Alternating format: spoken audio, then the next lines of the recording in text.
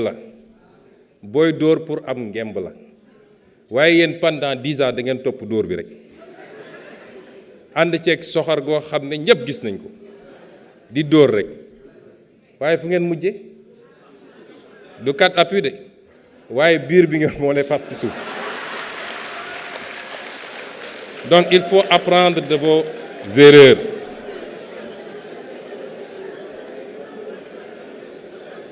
Il faut apprendre de vos erreurs et revenir à la raison. Et la raison, c'est de vous instruire. J'ai été ici, certainement un député virulent, mais j'ai été toujours dans les faits et dans les chiffres, sur les hydrocarbures, sur la fiscalité, sur les politiques agricoles. Je crois que cette assemblée-là, quand on y était, avec beaucoup d'autres députés de l'opposition, au moins on avait réussi à rehausser,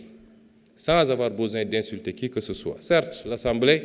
c'est la confrontation politique, c'est la guérilla parlementaire dans tous les pays du monde. Mais nous n'avons jamais dépassé les limites, en tout cas en termes langagiers, et à chacune de nos interventions, qui tournent encore sur les réseaux sociaux, nous avons parlé des vrais problèmes de ce pays. Ceci dit, ça a été posé, et bien posé, par l'honorable Cheikh Tidiane Youm. Nous avons présenté un programme, une vision ambitieuse. Lii ñu présenté Sénégalais yi bu ñu ko defee Sénégal génn ci guuta kooku amul werante mu des nag naka lañ koy defee am na intervention yu bëri yu fi am day dellu si li nga xam ne mooy liñ ñu fagote mun naa ba ñu dugg ci détail ndax lu bëri liñ fi wax mi ngi ci déclaration de politique générale bi lu bëri liñ fi wax mi ngi ci référentiel 2050 bi lu bëri liñ fi wax mi ngi ci master plan bi lu bëri liñ fi wax mi ngi ci plan quinquennal bi waaye dañu am problème mu mentalité mooy on doute toujours de nous-mêmes ba pare jàpp nañ ni lépp dafa war a jóge ci biti wax nañu léegi affaire fond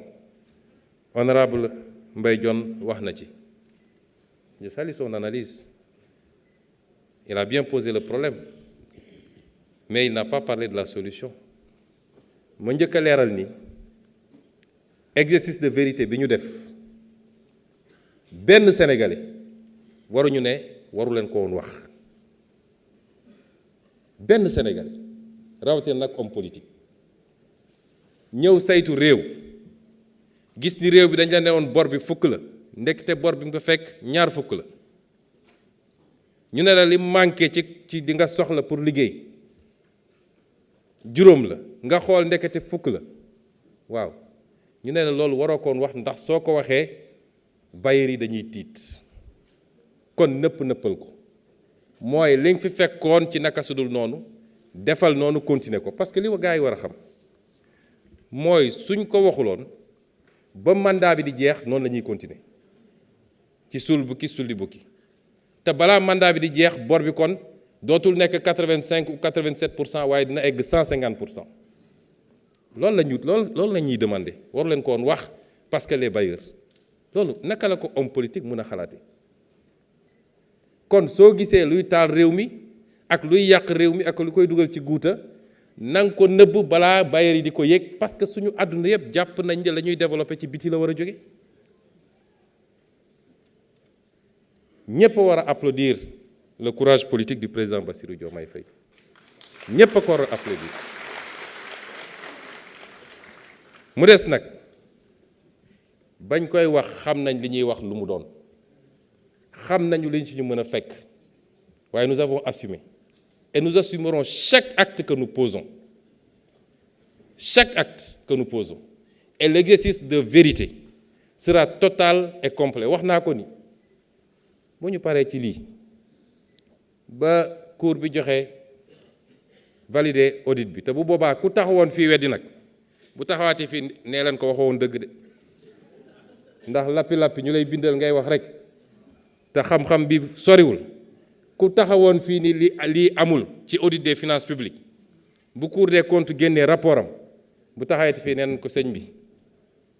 am nga problème de rapport avec la vérité waaye def nañ ko jël nañ suñu responsabilité en connaissance de cause bañ koy def xam nañ ni mun na jur lii mu jur lan la jur contrairement à ce que les gens disent bailleurs yi dawuñu de revue bi waroon am juillet ministre des finances ngi nii toog du ma weddi ñun ñoo ne le fond du ñu ñëw ci revue bi parce que ñi ngi terminer audit bi te li ñu commencé gis baaxut bugguñoo ñëw jël ay engagement yoo xam ne daf ñuy rattraper parce que bu ñu ko defoon rek suñu responsabilité foofu lay commencer ci situation bi ñu fi fekk te bu boobaa waxuma la misreporting bi nga xam ne moom la ñuy def ci situation yi waaye defe naa lu raw de misreporting parce que fi mu toll nii même suñu amee misreporting dañ koy am ci anam gi gën a nooy parce que bailleurs yi dañu dugal intégrer la bonne foi et l'exercice de vérité mais suñu posé woon acte ba noppi ndax su doon déficit bi ak dette bi rek waaye nañu wax surfinancement bi plus de 600 milliards ngeen ne ko toŋoñ ñu jëloon xaalis bi ne lii waruñoo leb at bii li ñu war a leb jeex na waaye waxtaan ak partenaires yi ñu nangul ñu ubbil ñu dara pour ñu mun a leb loo xam ne dañ koy téye comme 2024 année électorale la woon début d'année bi naroon métti bàyyi nañu d'accord nañu ngeen lever 600 milliards mais na ngeen ko teg bu leen ko laal defe naa ñoom dañoo xamoon woon gars yi ñooy ñan ñu ne ñu jël xaalis bi ne ko mbéret toog jàpp seen ñàmbu ñu ngi nii ñooy taxaw fii tey naan dañuy lire ay discours ñoom ñoo plongé le pays dans cette situation-là l'ensemble de ces situations lañ fi fekk avoir le courage de le dire def nañu ay réunion bi ñu pare ministre des finances a ngi nii ministre de l'économie ngi nii ministre secrétaire général mi ngi nii ñun ñëpp ñu daje palais on a fait plusieurs réunions qu'est-ce qu'il fallait faire de cette situation-là comment il fallait la gérer comment et nous avons pris notre responsabilité tous ensemble peut-être avec des divergences d'approche sur la méthodologie mais ñëpp dëppoo nañ ni bu ñu jël la responsabilité ñun de couvrir ça nañu wax sénégalais yi li xew moo tax bañ ko defee dañu wax bailleurs yi ne leen ma leeral ko fii te mun ngeen woo waa fond bi dinañ leen ko confirmer parce que loo wax ñu dem takk seeni presse di désinformer suba ak ngoon ci loo xam ne tegul fenn ba barki démb dégg ngeen ñu bind ne gouvernement bi moo demandé à ce que la Cour des comptes bañ a génne rapport bi ñooñu def nañu communiqué démentir ñu ne fond bi du ñu ñëw ci rendez-vous juillet bi donte soxla nañu décaissement bi mais duñ jël décaissement ci conditions yi kon loolu ñun ñoo jël suñu responsabilité ma gaaral leen ni benn bailleur dawul Sénégal benn li fond bi wax li banque mondiale wax mooy ñi ngi xaar ba Cour des comptes génne rapport am rapport boobu waroon na génn semaine bële kon Cour des comptes dafa am tuuti retard dafa am retard mais normalement ñetti weer yi ñu ko mayoon jeex na le 12 wala le 18 benn ci ñaar yooyu kon rapport bi tey waroon na génn ñun ñoo gën a yàkkamti rapport bi ñun waaye damay rafetlu taxawaay Cour des comptes ndax xam naa ni liggéey bu mucc ayib la ñuy def bëri na fii samay ministre wala ay directeurs généraux yoo xam ne Cour des comptes bind na leen pour laaj leen des précisions ci tel ou tel aspect ça veut dire que dañoo bëgg a def travail bu pointu kon bailleurs yi dañu ne bu ñu toogee ba Cour des comptes génnee rapport am bu boobaa dinañu dellu si waxtaan ak yéen imma ngeen continuer programme bi fi newoon wala su ngeen bëggee ngeen renégocier programme bu bees loolu mooy li ñu waxanteeg bailleurs yi kon aucun bailleur n'a fui et puis ñun amuñu problème levée de fonds au contraire le ministre mi ngi nii bis bu ne bu ñu nee dañuy lever bu ñu nee 150 milliards la ñu soxla dinañ ñu andil 250 milliards ñun amuñu problème boobu de. La signature du Sénégal, même si elle a été légèrement dégradée, parce que li ñu fi def ñoom te ñun ñu révélé ko moo tax, mais la signature est restée intacte. Ñun ñoo bëgg a dem vers une politique d'endettement prudent. Actuellement jafe-jafe yi ñu fi fekk ces phases bi te li ma fi présenté ci ni ñuy utiliser les différents leviers pour le financement, vous verrez que radicalement. Mais ça, ñu ne ministre des Finances levé na temps sur le marché de l'UEMOA wala levé na temps sur le marché international waaw ñu ngay lebati déedéet programme dañ koy gérer petit à petit. On vous a dit voilà la politique d'endettement bu ñu bëgg a def mais politique boobu mënoo ñëw tey appliquer ko tey fekk ñu gas fi kan goo xam ne gas fi kamb goo xam ne kenn xamul nu mu toll. Donc on va y aller méthodiquement mais à terme, et je vous l'ai dit, li ñu war a njëkk a dajale moo tax ma ne problème bi gëm suñu bopp lay commencer. Ban réew la FMI ak banque mondiale développé ci àdduna ban réew moo dajale son capital primitif su dee mun naa ko woowee noonu sur la base du FMI, de la banque mondiale ou je ne sais qui. Chine da koo def, Turquie da koo def, France da koo def, keneen ak keneen. ñun ñu bëgg ñu enfermer ci logique boobu ñu gëm ko. moo tax liy dellu day dellu ci citoyen bi kenn ku ne ci ñun gëm suñu bopp ñëpp dañuy wax souveraineté mais souveraineté ça a un prix. Souveraineté du toog sa kër rek naan souveraineté. Souveraineté mooy li ñeneen ñi def ba am seen souveraineté. Parce que la première souveraineté mooy la souveraineté budgétaire et financière mooy nga am capacité loo bëgg a def nga def ko. Souveraineté ci xaalis tekkiwul ni dootoo leb waaye niñ ko waxee ci suñu document bi mooy ay fonds monétaires ak yu demee noonu ça doit être des prêteurs en dernier ressort. La souveraineté budgétaire financière mooy saa yoo bëggee lever sur le marché nga mën a lever dans les meilleures conditions parce que sa signature baax na parce que crédible nga loolu mooy souveraineté ci wàll wi ci loolu la ñuy liggéey. kon la lay may loolu mooy li ngay liggéey fii ci biir réew mi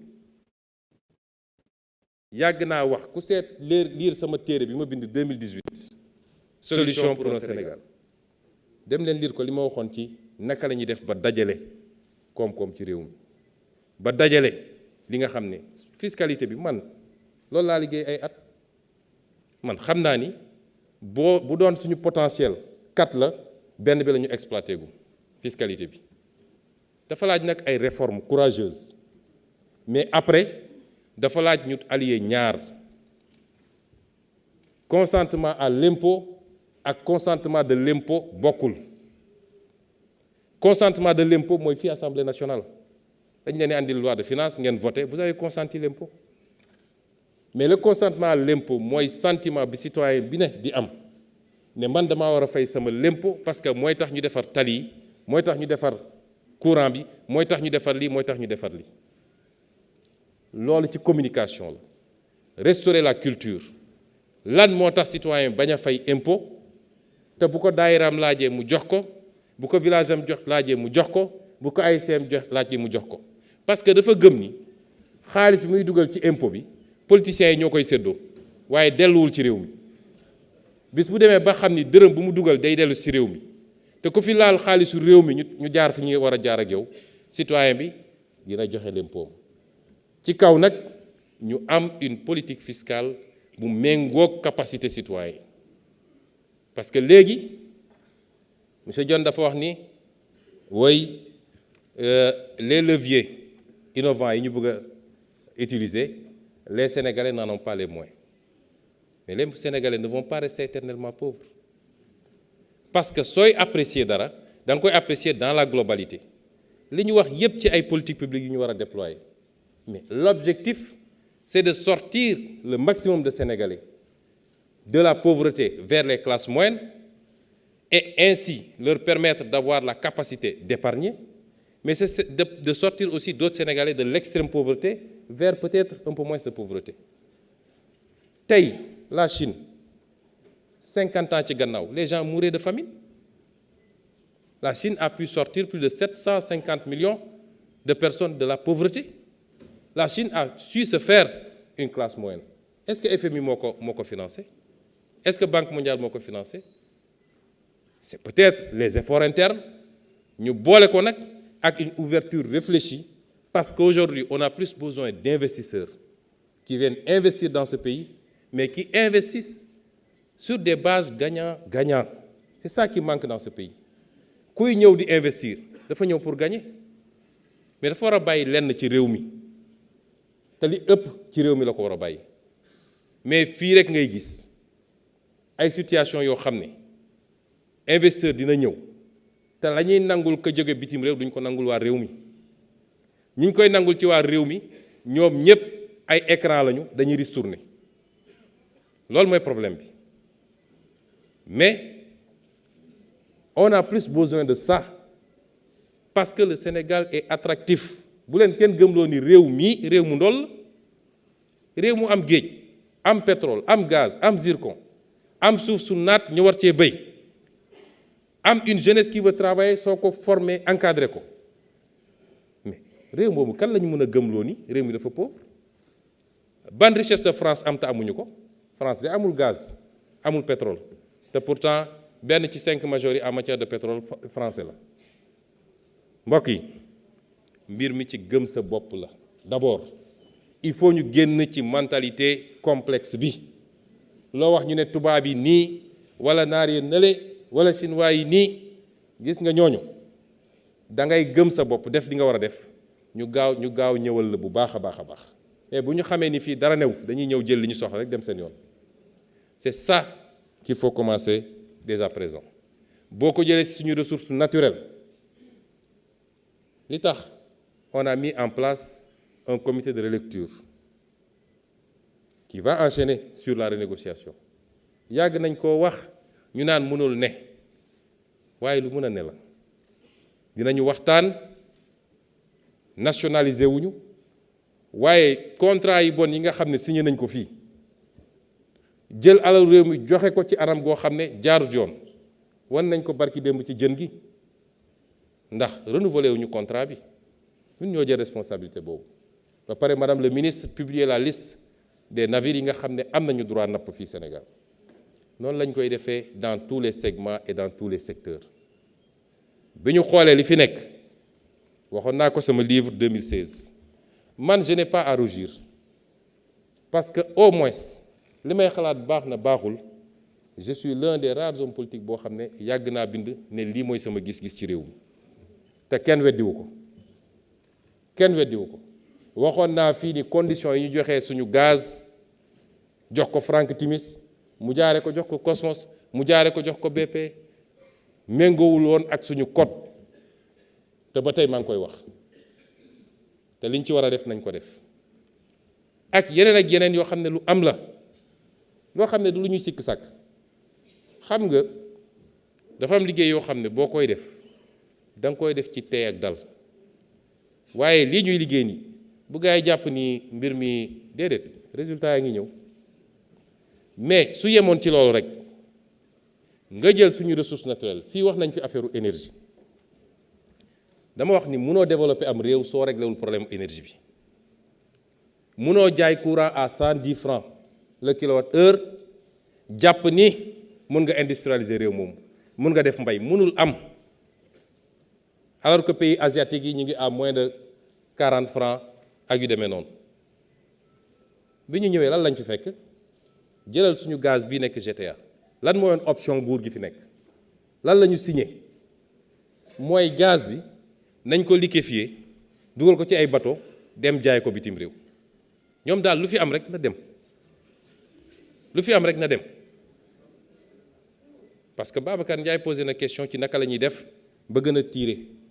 sur nos ressources naturelles. Première mesure bi mooy ñuy fexe ba transformer ici am ay sidérurgie ici pour le faire am ay raffinerie d'or ici mais suñu gaz bi nañ ko andi fii parce que quand vous exportez du gaz vous exportez de l'industrie. Quand vous exportez du gaz vous exportez de l'industrie. Gis nga li xew diggante Amérique ak Europe dugal nañu Europe ci guerre gaz bi ñu waroon amee Russie amatuñu ko gaz bi mujj cher trop ci ñoom tey l'Allemagne est en crise pourquoi parce que compétitivité am moo wàññeeku ndax li mu doon jëndee gaz ak yeneen yi mu soxla te moom loolu amu ko loolu léegi pipeline bi ko doon jëlee Russie di ko andi loolu amatul mu war a dem uti gaz de schiste ba États-Unis ñu liquéfier ko transporter ko mu coûte cher moo tax société yu bëri ci Europe commencé délocaliser di dem États-Unis parce que fa la gaz bi ne fa la énergie bi ne moo tax ñu ne président américain bi fi jógee en 4 ans il a réindustrialisé les États-Unis déedéet il a bénéficié d'une situation ñun ñu fekk fi ñii suñu gaz gii ñu am BP ne leen seet leen ñaata ngeen ci soxla ngeen wax ma ñu ne non non ñun soxlawuñ ci dara duñ ko weddi ñun soxlawuñ ci dara dañuy xaar yaakaar teranga yaakaar ñoom seen lépp yaakaar la dañuy xaar yaakaar teranga kañ lañ koy def ñi ngi wut partenaire amaana 2035 lañ ciy am dara mais est-ce que ñun suñu projet de développement mun na xaar 2035 mënu koo xaar ñooñu ne leen léegi may nañ leen 70 MFCF yéen 35 Mauritanie 35 mais loolu dañ leen ko may ñoom ñe loolu doy na leen 35 MFCF ça te permet juste d'alimenter une centrale de 250 mégawatts moo tax ñu bëggoon def pipeline bi yóbbu kon centrale Ndar énergie bi ñuy def fële booru Ndar mais loolu ñàkk vision weesul loolu noonu bi ñu ñëwee dañu wax suñu partenaires yi ni ñun dañoo soxla gaz bi soxla nañ ci gën saa tuuti 150 MFCF yu ci yokku nga boole ko 35 yi parce que loolu dinañu permettre au moins ñu mën a am 5 centrales yooyu fonctionnant au gaz nous permettront peut-être de vendre le kilowattheure à 40 francs mais soo amee kilowattheure à 40 francs tu industrialises ce pays-là tu développes l'agriculture parce que su ñu nee 10 000 mégawatts la ñu bëgg a dem à l'horizon 2050 tey ñu ngi ci ñaata mégawatts 1800 kon li ñu war a ut bëri na le mix énergétique ne pourra pas permettre à tout casser dans le mix énergétique à court et moyen terme gëwma di mun nañu am plus de 3000 mégawatts kon fan la ñuy jëlee le reliquat da nga am gaz fii ne gars yi dugal leen ci ay bateau yóbbu man soxlawuma ñàkk vision weesul loolu kon dans la gestion li ma wax gëm sa bopp on n'invente pas la roue on la réinvente pas la ñeneen ñi def développer bu ñu ko defee raw leen les bonnes pratiques sont universelles les bonnes pratiques elles sont universelles mais ñun dañuy juutal mbir yi ba pare nekk ci erreur ba pare sax ci am ci fierté nag loolu mooy suñu problème modèle développement bi ñu expérimenté pendant toutes ces années là fan la am ci àdduna ban réew la développé amul quelqu'un a parlé de substitution des exportations ou des importations réew moo xam ne yow jàpp nga ni loo soxla da nga ko war a jéggaani loo am tayle ko en résumé c'est ça tes matières premières tayle nga ko li nga soxla pour dund da nga koy jéggaani tu ne produis rien dans ce pays bu ñu paree nga taxaw ne yelwaan lebal leen ma may leen ma bu mbir yi dajee ba bëri nga ne nañu xoolaat nu ñuy effacer dette bi wala nu ñu koy rééchelonner c'est ça notre modèle c'était ça notre modèle moo tax monsieur Dione un pays se transforme d'abord au mental il faut que ñu am un bon référentiel bu ñëpp dëppoo est-ce que fii ci biir salle bi am na kenn koo xam ne nee na d'accord ak référentiel bi muy benn il faut qu'on ait un leadership ñenn ñi ñu ko doon waxee ay diw de su demee di photo ak tel président affaire complexe yooyu c'est pas ça le leadership c'est pas ça le leadership encore que ki ñu doon wax moo leen gën a photogénique foofu gën leen jekk ci président le leadership mooy nga bëgg sa réew sa loxo set nga ñeme liggéey bi te doo seet dara loo xam ne sa intérêt bopp la loolu mooy leadership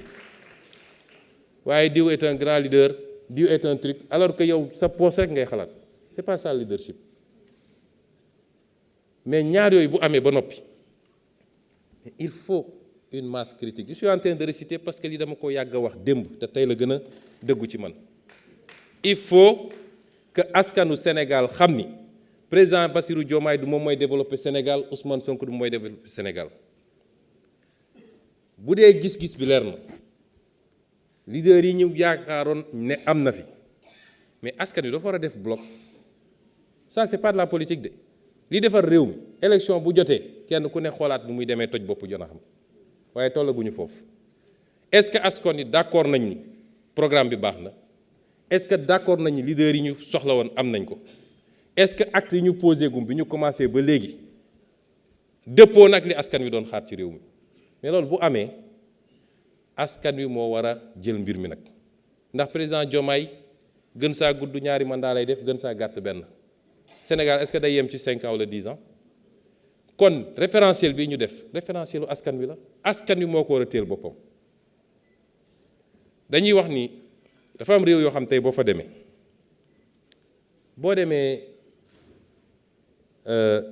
Malaisie dañuy wax ni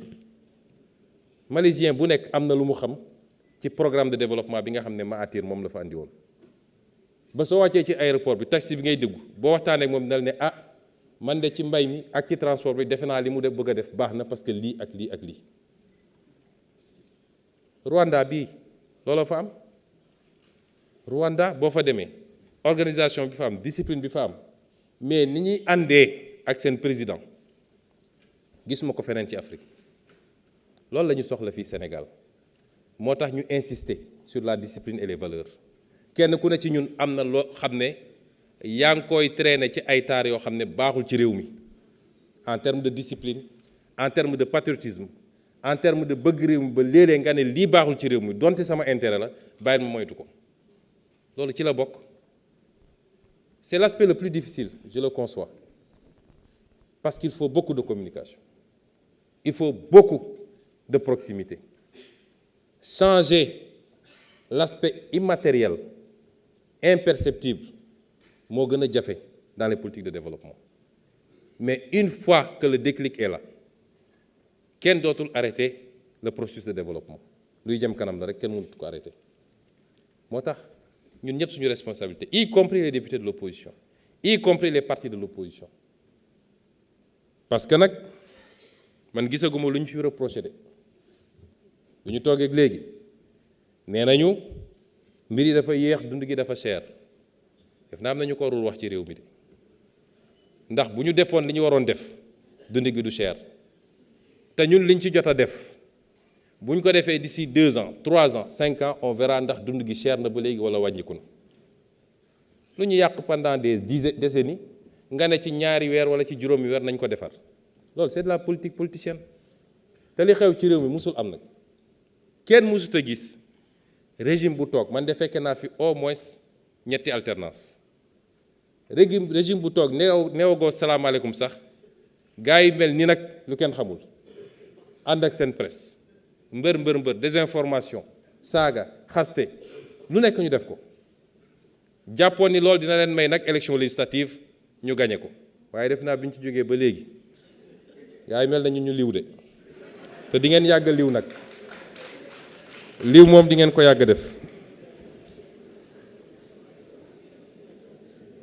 li ma bëgg a wax fii mooy liggéey bi day tàmbale fi ñu war a juger mooy les actes que l'on pose tous les jours, la manière dont on avance brique après brique foofu la ñuy juger. am na lu bëri li fi xewoon ñi xam nañ ni lii ñu gis nii ute na ak moom sore na ko ba tax nag yenn question yi nga xam ne posé nañ ko fi dama wax ni déclaration de politique générale la mënoon nañ ko emale fii parce que toog naa lu mat ñetti waxtu du déglu député yi dégguma fii une critique par rapport à ce qui a été présenté kon loolu d'accord nañ ci. am na nag des questions yoo xam ne c'est pour préciser tel ou tel aspect am na lu ñu ci mën a wax ci lu gàtt tontu naa ci mbirum partenaires yi ak souveraineté économique ak question de financement yi ñaar yu bokkul mais tontu naa ci defe naa brièvement.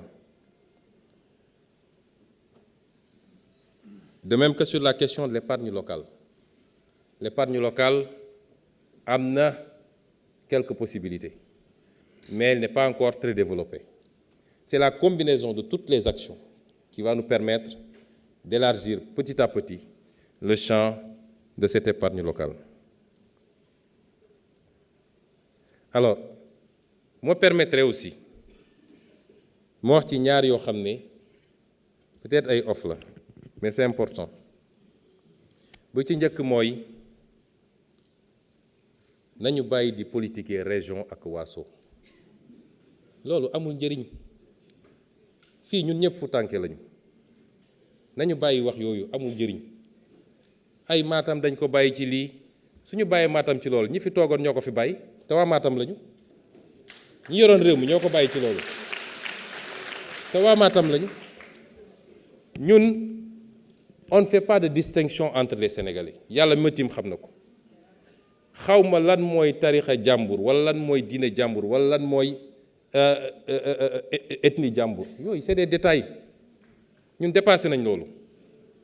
réew boo ko bëggee defar da ngay yemale ñëpp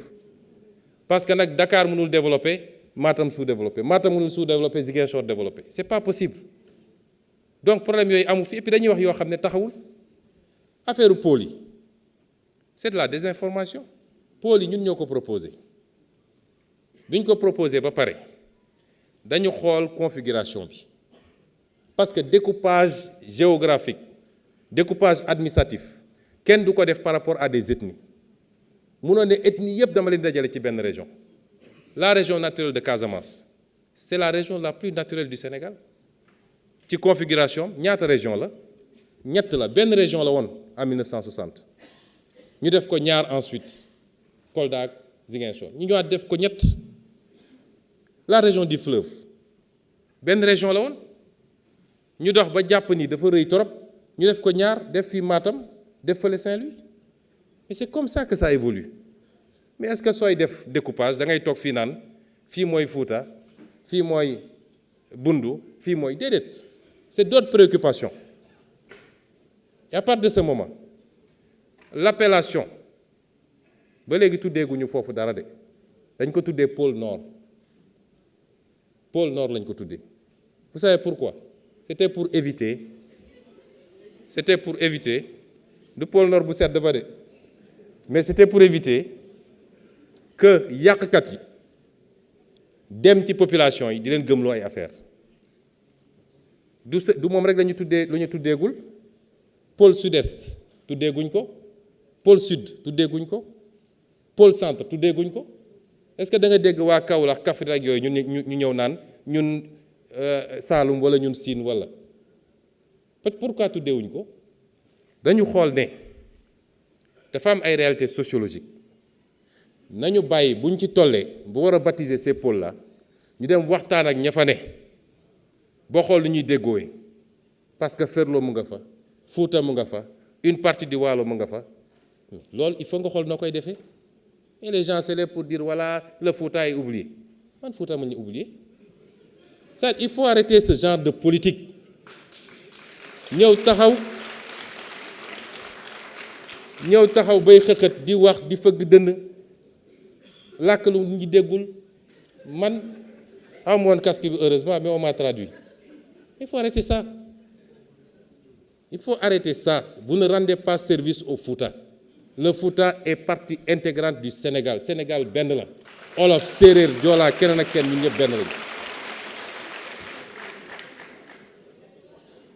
et c'est la même chose quand on dit qu'il y a un programme de la BAD de 36 milliards etc mais programme bu ñëw dafa am fu mu jëm tey programme BAD boobu 36 milliards mënoo ko tasaare Sénégal yépp programme saa yu ñëwee dañuy seet yan zone lañ ko mën a yóbbu mais su dee programme BAD bi eggul Fouta am na yeneen programme yu ñëw Fouta te eggul feneen ndax le programme FIDA à travers les 3 SDC bu PADER bi mais mi ngi foofu Fouta mais doo ko fekk feneen ci Sénégal à chaque fois qu'on ficelle des programmes on les ficelle par rapport ak capacité bu ñu am même les bailleurs nous disent cibler des régions et les régions sont ciblées c'est comme ça que ça se passe Et donc, il n'y a aucun ostracisme, ni contre la Casamance, ni contre le Fouta, ni contre le Bawol, ni contre Fi. Amul. Ensuite, la question des femmes. Defe naa ci discours bi wax nañu 5 fois femme, 3 fois la ñu wax homme. Et vous savez, il y a des choses qui ont été faites. Même cette année, le Moussouta on a alloué 20% des intrants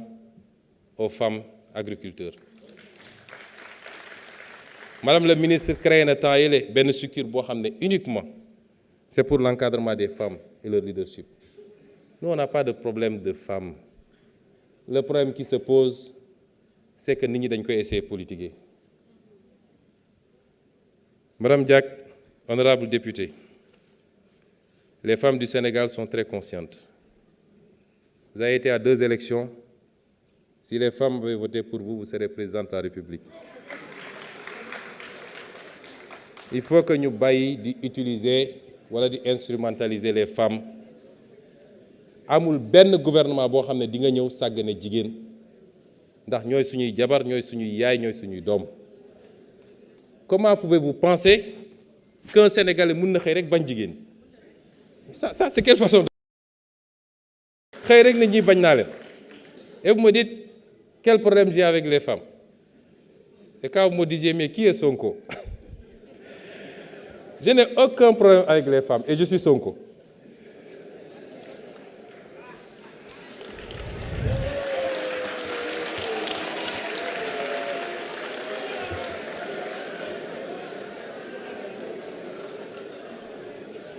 On a posé des questions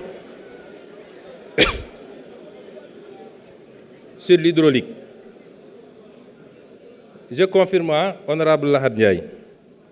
on a quand même une injustice hydraulique. Et moi, j'ai organisé un conseil interministériel rien que sur la question d'hydraulique. Ben injustice bi moy da ngay gis ay dëkk yoo xam ne tuyau yi yóbbu ndox mi di ko andi Ndakaaru fa lay romb te ñoom amuñu ci ndox moomu. Loolu ci injustice la bokk moo tax ñu ne leen ci lii ñuy commencé muy le projet du grand transfert de l'eau qui est différent du projet des autoroutes de l'eau ñaar yu bokkul. Le projet du grand transfert de l'eau que le ministère Cheikh Tidiane Dièye a déjà ficelé ba ñu ngi koy waaj a lancé nga xam ne moo ñu war a permettre ñu régler définitivement le triangle Touba Dakar Mbour. Et qui n'est qu'un seul projet parmi tant d'autres. Dégg naa madame Abi Ndiaye wax na fi léegi un certain nombre de bassins yoo xam ne mi ngi ci yooyu yëpp mi ngi ci programme monsieur le ministre de l'Hydraulique. Et ku seetaan sama campagne dans chaque localité j'avais décliné des aspects du programme. Et quand je suis venu justement d'abord ci meetingu Thiès bi mais quand je suis venu dans cette zone allant de Foundiougne à Sokone Passy etc. waxoon naa leen le bassin d'abord le projet de Sambangalou, mais également le bassin de Kibinoum Tudetissa, Malem Odar, bi nga xamné ni ñu ko bëgg défé ci zone nord bi non lañ ko bëgg défé ci zone bobu. Amna yenen yo xamné c'est dans le sud vers Sédhiou. Donc cette injustice va être réparée parce que dañu né benn village benn dëkk dootu ñu ko romb ay tuyau di ko romb te amul embranchement pour bénéficier de cette eau. Deuxième injustice, c'était les tarifs de l'eau en milieu rural. Nous avons gën a néew doole waaye fa la ndox mi gën a chéré. Def naa ci réunion conseil interministériel te joxe nañ ay instructions très fermes ba nga xam ne li ñuy jaayee mètre cube bi à Dakar di ko jaayee à Thiès di ko jaayee Ziguinchor moom la ñu fas yéene jaayee fépp ci Sénégal. Ba baykat bi sàmmkat bi ak keneen mun cee yem. Alors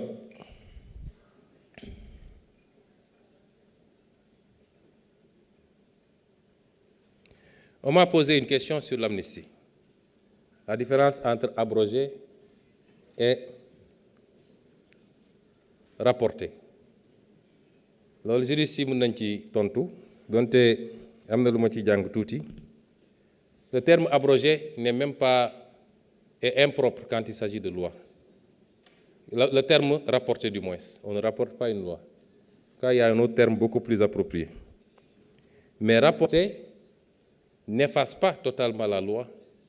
mais peut en changer un certain nombre d'aspects, soit en rajoutant ou en diminuant. N'est-ce pas, monsieur le ministre de la Justice? Ce qui est différent d'abroger. Mais les deux options sont sur la table. Abroger totalement cette loi unique. Parce que nag am na lu xaw a bizarre ci réew mi dañu ne woon loi d'amnistie bi dañ koo négocier mu méngoowul ak dëgg ndax loi d'amnistie bi ñu ko andilee ñun dañ ne ànduñu ci bu dee ñi nga xam ne ñoo rey ñoo torturé ñoo gaañ dañ ne loolu dugal ci loi d'amnistie bi ñu ne ñun bu dee loolu d'accorduñu ci bu dee nag loi d'amnistie pour uniquement les faits politiques bu boobaa d'accord nañ ci ñu ñëw ba fii Assemblée nationale ñu ne déet defe naa madame le ministre de l'époque moom la ko député yi fii laaj député Pastef fi mu ne lépp a ngi ci boobu maa nga woon fa ma newoon ci sama hôtel 5 étoiles bi mais ca boobu laa fexe ba woo député yi Ayib Daffé ngi nii ne leen voter contre cette loi parce qu'on n'acceptera jamais une loi qui absout ay nit yoo xam ne la ñu def lu garaaw la et c'est pourquoi nos députés ont voté contre kon nu ñu mënee ne Pastef da doon négocier loi d'amnistie alors que Pastef a voté contre est-ce que su majorité bi voté woon contre comme Pastef loi bi dina jàll kon am na loo xam ne mais problème bi newul foofu comme d'habitude ñoom seen spécialité mooy loolu même si communication la ñuy jàngal mooy toujours il faut polluer l'atmosphère il faut nga fexe ba nërmel xelu Sénégalais yi ñu génn ne loi d'amnistie bi de toute façon voté nañ ko ba pare ça a bénéficié à Pastef waaw léegi Pastef la bénéficié woon Pastef bëggatul bëggul wax ji jeex na kon lan moo fi jar tëbëg ñii naan kenn mënu ko abroger parce qu'il y a déedéet man nga doon may bëggatuma nañu génne loi d'amnistie bi ñun ñëpp ñu dem uyu ji ñun ñëpp man ak keneen nañu génne loi d'amnistie ñu fi jar a ragal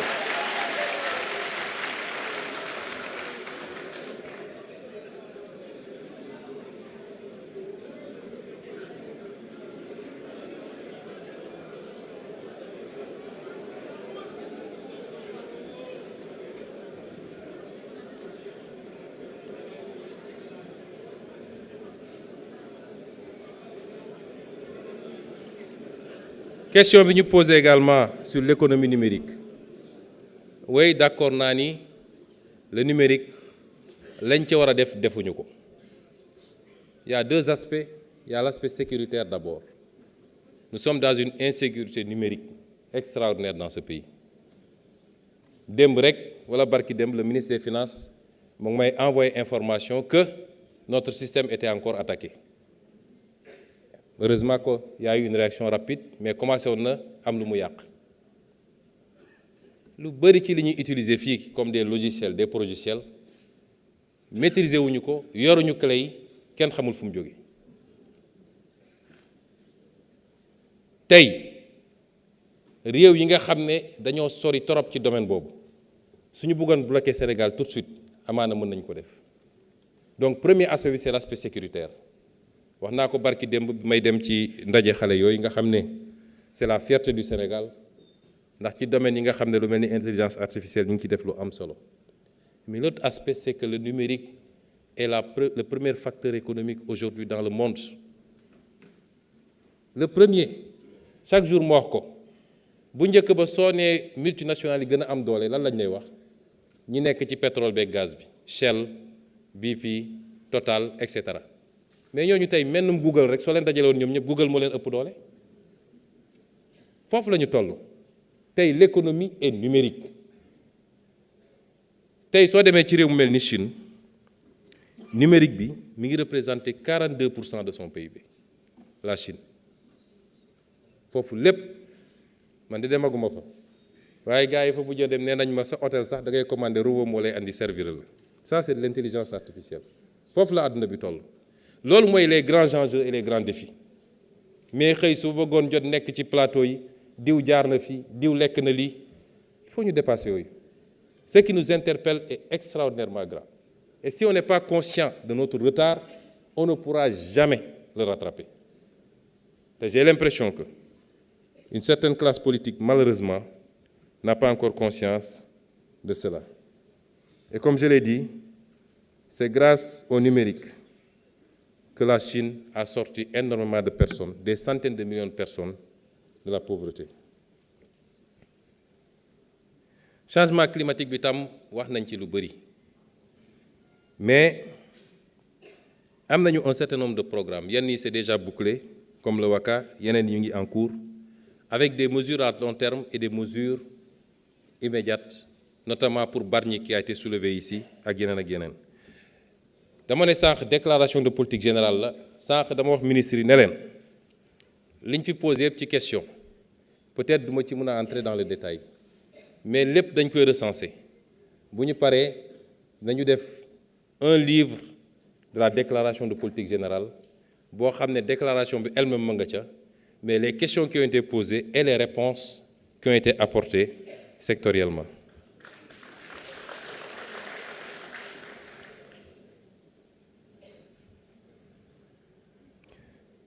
Pour le port de Ndaxonga ñu ngi ciy liggéey président de la République jox na ma ci ay instructions ndax port bi daanaka infrastructure yi pare na autour de 65 milliards ak deux terminaux terminalu marchandises yi ak terminalu pétrolier bi. Alors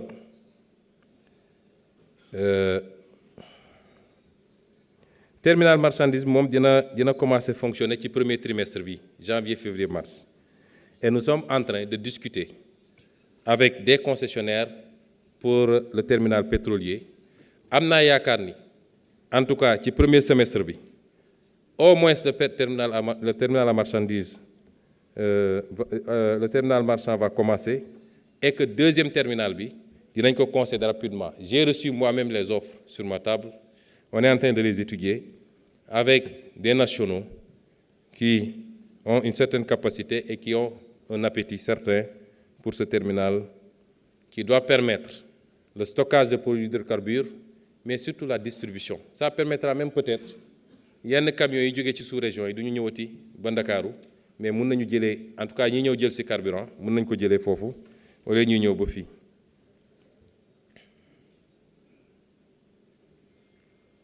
Alors,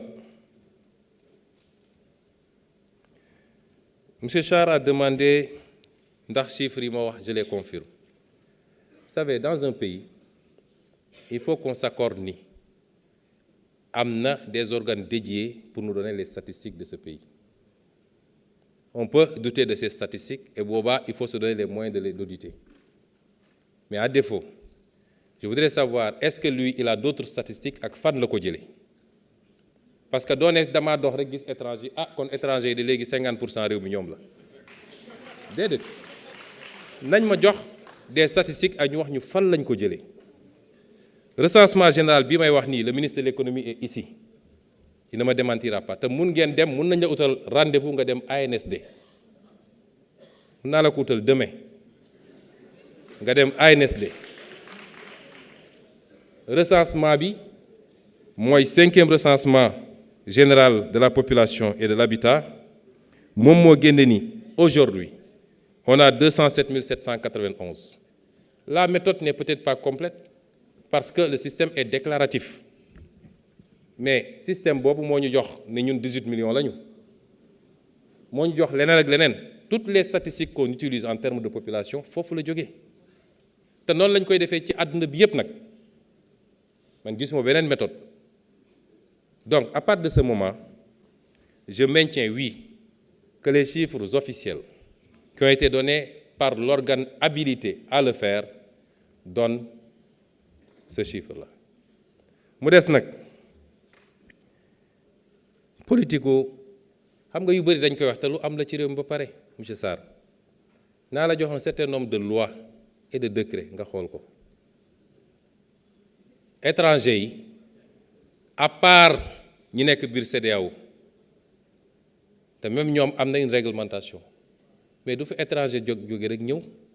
nu mu ko neexee carte de séjour am na fii Sénégal lu am la parce que étranger yi dañ leen di immatriculer jox leen carte d'identité monsieur le ministre de l'intérieur a ngi nii dañ leen koy jox am na loo xam ne mun nañ ko méngale sax ak paiement bi ànd ak titre de séjour parce que bu ñu la koy jox da ngay fay 10 000 francs c'est renouvelable tous les 3 ans su 3 ans bi weesoo soo fayul dafa am pénalité yoo xam ne caisse de dépôt et consignation nga koy dem verser ji kon y a une réglementation ici dans ce pays est-ce qu'elle est appliquée de manière stricte loolu mooy li xew fépp ci réew mi est-ce que le code de la route est appliqué de manière stricte est-ce que le code général des impôts est appliqué de manière stricte est-ce que le code des douanes est appliqué de manière stricte mais il y a une réglementation est-ce qu'elle est perfectible on peut envisager et examiner ça mais faire croire aux gens qu'il y a un vide et que nit ñi dañuy tomber comme des mouches au Sénégal je suis désolé loolu amul ci réew mi sur la question des visas et balaa may daaneel foofu j'ai insisté pour que ñu def attention parce que ñun réewu ay tukkikat lañu su ma juumul yow monsieur Sarr mos ngaa émigré réewu ay tukkikat lañu barki dem bi ma jógee Gambie dajale naa Sénégal yëpp waxtaan na ak ñoom ña nga fa macha allah xaw nañ fa bëri di fa liggéey te noonu nga koy fekkee fépp ci àdduna le même recensement a démontré qu'on a entre 700 000 et 900 000 Sénégalais à l'étranger kon bëri nañu suñu compatriotes yu ne ci biti te gis ngeen li xew barki démb diggante réew mu mel ni Guinée ak Sierra Leone te lan moo ko andi mooy ñii jàpp nañ ni seeni waa réew dañ leen a néewal doole fële ñoom ñu jóg attaqué ñële nañu def attention et je voudrais dire à monsieur Sarr également je suis assez content de l'entendre dire que ce qui s'est passé durant la campagne c'était des propos de campagne et ça s'arrête à ça je n'ai aucun problème avec personne déglu naa ko plusieurs fois mu ne programme Pastef amul li programme Pastef lii da cee manqué man benn yoon rek laa ne ñun nous sommes des patriotes nous ne sommes pas des nationalistes amaana nag fi ma ko waxee moo xaw na doy waar waaye nous sommes pour le débat politique le débat structuré le débat intellectuel ñun nous sommes pour ça ragaluñu ci dara bu ñu juumee xam ne juum nañu parce que mun nañu débattre ngeen jox ñu loo xam ne gisuñu ko woon on n'est pas hermétique au débat te loolu moo war a am ci réew mi désormais ñépp war a góorgóorlu ci loolu ñu xoolaat suñuy émission xoolaat suñuy plateau yan émission ñoo fiy toog wax ci mbay mi wax ci énergie bi wax ci mais dañuy xëy su bëggoon jot Tahirou Sarr nii Tahirou Sarr nële loolu lan lay avancer ci réew mi le vrai combat il est là réew yu avancé demal nga seetaan seen débat politique wallahi boo ñëwee Sénégal da ngay rus demal dans les pays demal dans les pays scandinaves demal en Allemagne demal les gens débattent des vraies questions et des vraies problématiques waaye lenn ci li koy andi je ne parle pas pour vous monsieur Sarr mais léeg-léeg am na ñoo xam ne dañoo jël politique def ko métier ba fi ñu waroon gëstuñu ko fi ñu waroon xamuñu bu ñu paree nag naan mbel rek moo tax fi mu ne nii mbir mi xaw naa jafe bu ñëwee nag ci question visa xam nga visa yi c'est comme l'impôt dafa am ay stéréotypes yu ñu teg tey la France est la première destination ou l'une des premières en tout cas ci 3 premières yi la te la France ku fay dugg da ngay def visa ak foo mënti jóge les pays les plus touristiques au Sénégal ay ñoom Kenya ak ñoom seen en Afrique de l'Ouest boo fay dem même boo jógee États-Unis wala Europe da ngay fay visa moo tax ma ne li ma wax léegi dama ne dinañu toog xoolaat mbir mi suñu yéene mooy delloo si képp koo xam ne da ñuy laaj visa ñu laaj la ko bu dee visa gratuit nga ñu laaj la visa gratuit bu dee visa payant nga ñu laaj la visa payant loolu mooy suñu yéene mais dañ koy càmbar jàngat ko def le pour et le contre xool lan la mën a yàq su dee am na lu muy yàq xool ndax matuwaay ak jumtukaay yi mat na ba noppi parce que bi ñu ko njëkkee def bokk na ci li andi woon retard yi mooy dañ ko def ba pare jumtuwaay yi ñu waroon def pour délivrer les visas biométriques amuloon nga xam ne nit ñi dañ doon ñëw soxla visa di xaar lu yàgg yooyu yëpp bu ñu ko tegalee ba matal ko ba xool ni normalement amul impact wala démontré gul ñu ni am na impact bu tax ñuy wax ci tourisme bi bu soobee yàlla dinañ ko delloo si comme ni mu waree. Maintenant bépp décision en matière de politique publique il y a l'intention, il y a l'annonce et il y a l'examen de la faisabilité mais dafa am loo xam ne du question rek orgueil dépassé na loolu est-ce que jaadu na te loolu wax naa ko ci sama déclaration même réew yi fi nekk di ñu imposer visa conditions yi ñu koy defee mais jaaduwut c'est de l'esclavagisme te ay nit bàyyi leen ci biti ñu toog bay bëgg a dee jël seen xaalis doo leen ko delloo ñuy xaar seen kayit pendant longtemps loolu dafa di yoon foo mu jeex.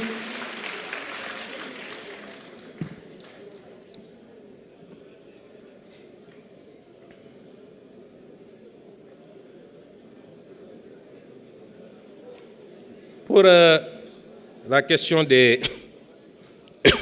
contrôles Woyofal qui a été soulevée par l'honorable Anta Babacar Ngom, nangu naa ni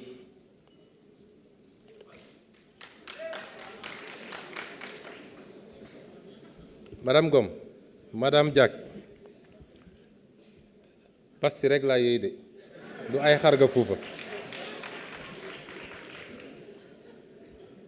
dafa laaj ci lu jëm ci compteur Woyofal mais elle a raison moo tax ñu ngi ciy liggéey ak toutes les parties prenantes ak le régulateur ak le ministère des finances et du budget pour ñu gën a mën a cibler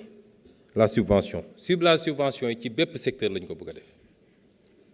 parce que subvention yi ça nous coûte extrêmement cher aujourd'hui on a des centaines de milliards de subventions mais léeg-léeg ñiy capter subvention bi c'est pas les vrais nécessiteux boo defee subvention de manière après nga ne bon bu dee carburant bi pratiquement amul réellement benn mesure sociale nit ñi ñëw di jënd nga ne damay génne par exemple ñi yor essence supposant que borom doole yi ñooy dawal auto essence mais bëri na ñoo xam ne borom doole lañ te auto diesel moo leen gënal nga def subvention bi entreprise bi ëpp doole ci Sénégal ak transporteur Ndiaga Ndiaye ñoo ci yem ku ñëw taxawal ay otoom day bénéficier de la subvention nga def ko ci courant bi même chose tranche sociale d'accord ñu ne ci niveau de consommation lañ koy calculer waaye nit mun na nekk milliardaire di dund tout seul wala mu am benn doom ak benn jabar consommation bañ a bëri ci ndox wala ci courant benn waay bu dëgër fit dooleem bëriwul mu ñëw yetu ñetti jabar ak ñeent fukki doom mais consommation day bëri te pourtant moom waroon na bénéficier de la subvention donc am na un travail bu ñu war a def pour affiner ba nga xam ne ciblage day am te loolu la ñu commencé def ci compteur Woyofal yi mais le ministre de l'énergie Birame Souleye am na lu mu commencé aussi pour que rapidement ñu am une révision à la baisse des tarifs te conclusion yi ñu ngi koy xaar ci fan yi di ñëw bu soobee yàlla.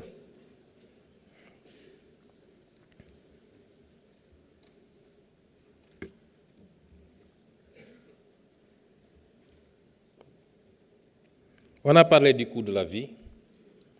état bi malgré situation bi ñu jëlee réew mi et malgré li ci topp mooy bi ñu dem ba wax li ñu war a wax teew le président Diomaye fa ne c'est une priorité nañu xool nu ñuy agir. nit ñi dafa mel ni dañu bëgg a xeeb les efforts qu'on a eu à faire mais suñ ko defuloon heure bi ban niveau la prix ceeb bi di nekk, prix diwlin bi, prix suukar bi, prix farine bi. mais baisses yi ñu def c'est des baisses qui sont effectives te ñoo ngi liggéey parce que suñu politique c'est de dire en attendant ñu mun a mettre en place tout le cadre ba lancer les grands programmes naka la ñuy def ba wàññi les prix. Si notre politique agricole décolle gëm naa ne li ñuy jéggaani ci ceeb dina wàññeeku ndànk-ndànk ba peut-être dootuñu soxla wala dañuy exporter noonu ci dugub bi noonu ci mboq mi ak yeneen mais loolu liggéey la bu ñuy def muy dem ndànk-ndànk. En attendant qu'est-ce qu'il fallait faire moo tax dañoo joxe ndigal directement ministre yi barki démb la ministre du commerce Serigne Gueye Diop jóge Inde ñu nañ dem waxtaan directement ak Indiens yi ba fexe ba am suñuy quota directement loolu daan na fi am mais ñu négocier ko directement sans intermédiaire. am na ay coûts yoo xam ne intermédiation yi moo ko doon andi suñu leen supprimer ça va impacter sur le prix. noonu lañ koy defee fi mu toll nii ak d'autres partenaires particulièrement yenn réew yu nekk ci kaw ci Europe yoo xam ne tey ñëpp xam nañ ni li ñu am ci pétrole ci gaz ak leneen bëri na. en attendant ñu fexe ba waxtaan ak ñoom am na des débuts d'accord yu ñu am ba nga xam ne bu ñu ko amee à des prix beaucoup moins chers ça va impacter directement sur la consommation. mais li ma leen wax mooy la mère des batailles mooy suñu gaz ñu fexe ba téye ko fii def ci suñuy centrale baisser le prix excédent yi ñuy am ñu doon exportateur d'énergie parce que réew yi ñu wër yépp dañoo am tey problème énergie yépp tous les pays yi nga xam ne suñuy voisins lañ tey dañoo am des gaps extraordinaires et avec l'interconnectivité bi nga xam ne léegi lu taxaw la si on était largement excédent ndax am na lu tuuti lu ñuy jox yenn réew yi waaye si on était largement excédent on serait pays exportateur d'énergie et c'est tout aussi bien pour notre balance commerciale et pour notre économie. Sans compter tout ce qu'on peut faire dans le domaine de la pétrochimie, dans le domaine de l'urée, dans le domaine de la sidérurgie et dans tous les autres domaines industriels yi nga xam ne c'est lié au gaz ba ci pétrole bi léegi la ñuy gis ay nit ne ñu dañoo war a tëj SAR parce que SAR doxul SAR et cetera réew moo xam ne yow démb amoon pétrole waaye fexe nga ba am raffinerie tey nga am pétrole ñu ne la tëjal raffinerie bi kenn xamul ban logique la. moo tax non seulement on va renforcer, peut-être il y a un projet de construction d'une seconde raffinerie, mais on va diversifier également parce qu'il y a d'autres possibilités avec ça. Kon ma confirmer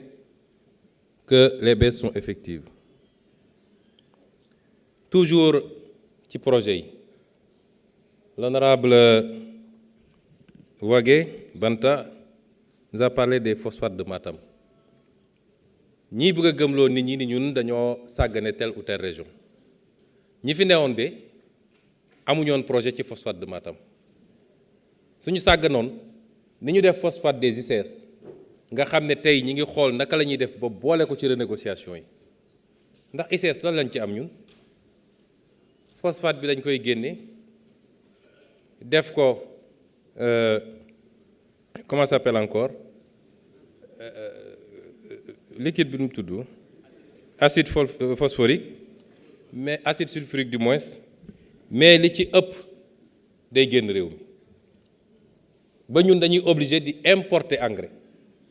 alors que ñun amoon nañu capacité am suñu autosuffisance en engrais problème mu production yëpp ñuy posé lenn li engrais la parce que le ministre de l'Agriculture daf ma doon woon la différence entre tool bu ñu jox engrais bu doy et de qualité ak tool bu ko amul en termes de rendement mais également en qualité de production mais logique bi ñu mës a nekk rek nañu signé convention gars yi nañu exploité yóbbu seen réew ñun bi ñu ñëwee la ñu ne le phosphate de Matam 1 est de meilleure qualité 2 avec des quantités qui semblent supérieures ci la ñu ne notre projet industriel boo xam ne foofu lañ koy def Matam du loo xam ne dañuy génnee foofu phosphate bi dugal ko ci ay train pour mu ñëw ci usine bu nekk Dakar wala Thiès déedéet lépp foofu lañ koy implanter. Qu'est-ce que ça va produire en termes d'emploi? Ça va créer toute une économie, toute une ville.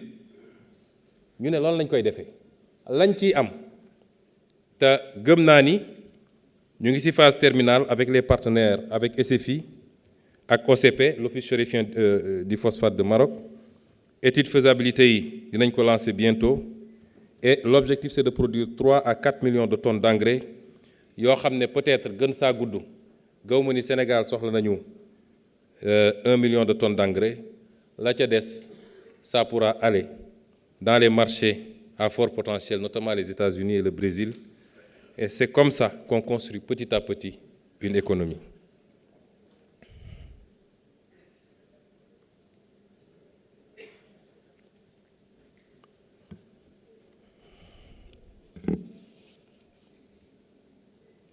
Alors, la loi sur la protection de l'enfance, projet de loi bi moom sori woon na Madame Faye, on l'a retiré parce que diñ ko relire ba pare on s'est rendu compte qu'il fallait ñu def ci yeneen liggéey pour aligner ko avec le nouveau référentiel de l'agenda 2050. Mais bokk na ci projet yi nga xam ne inscrire nañ ko ci l'agenda législatif de 2025 moo tax ñu ne prochainement incha allah vous l'aurez sur la table de l'Assemblée nationale.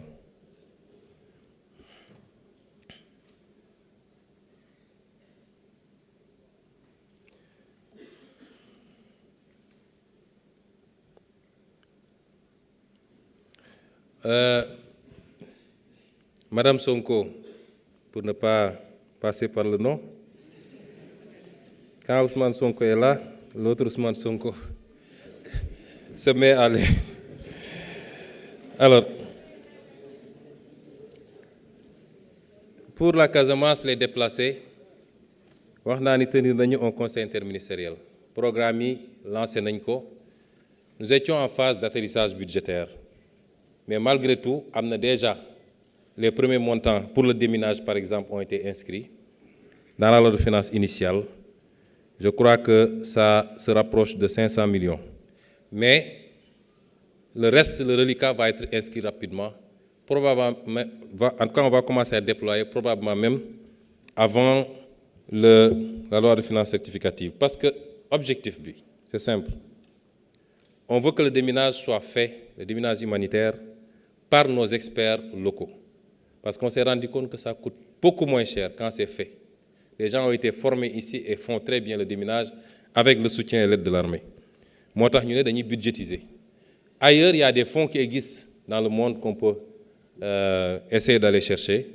Mais nañu commencer ak suñu propre moyen keneen ku ñu ciy fekk si mu fekk ñu si. Problème yi foofu ëpp na loolu, vous l'avez dit. Et c'est pourquoi am na un ambitieux programme bu ñu lancé pour que ñi nga xam ne tey amuñu kayit parce que dawoon nañu nekk ay Gambie wala ñu nekk Guinée-Bissau wala ñu nekk feneen def ay ati at ay doom juddu si ba tey ñu nekk ay mukallaf te amuñu kayit Sénégal. Am na un projet bu yaatoo yaatu boo xam ne lancé nañ ko pour jox leen ay kayit ministre de la justice moo koy piloté te ñu ngi ciy avancé bu baax a baax ñu defal leen ko dans des conditions yu simples. Et je crois que déjà, des centaines, voire des milliers se sont inscrits et ont commencé à bénéficier de ce programme pour qu'ils ressentent leur sénégalité, pour qu'ils reviennent chez eux en étant sûrs d'être chez eux, de bénéficier de tous les avantages liés à leur nationalité. Loolu ñu ngi ciy liggéey. J'en profite aussi par rapport à M. Sarr pour rappeler qu'on y, effectivement, le problème qu'il pose sur l'état civil est un problème réel. Moi, j'ai été maire et j'ai vécu ça. Mais non, mu amee problème au Sénégal, il est beaucoup plus compliqué. Dysfonctionnement bu am état civil moo am feneen ak feneen am na ci justice bi am na ci impôt et domaine am na ci trésor am na ci douane am na fépp foo dem tu trouveras ces dysfonctionnements. Mais c'est des dysfonctionnements humains. Loolu nag lu ñuy liggéey la bokk na ci li ñu yaakaar ni mun na ko saafaral mooy le programme bi nga xam ne il est en phase terminale bien sûr ñu livré ko boo xam ne la direction de l'état civil moo koy piloter actuellement. Je crois qu'avec la numérisation intégrale dootul am beaucoup de marge pour que nit ñi mën a def dara man nekkoon naa maire relevé naa officier d'état civil dàq naa officier d'état civil déposé naa plainte contre officier d'état civil parce que effectivement dañuy jël ay numéro d'état civil di ko attribuer ay nit wala di ko jaay loolu c'est une réalité qu'il faut reconnaître mais moom ak yeneen forme de corruption yu am feneen ak feneen ak feneen c'est les tares de notre administration de manière générale qu'il faut combattre quels que soient les effets que cela produit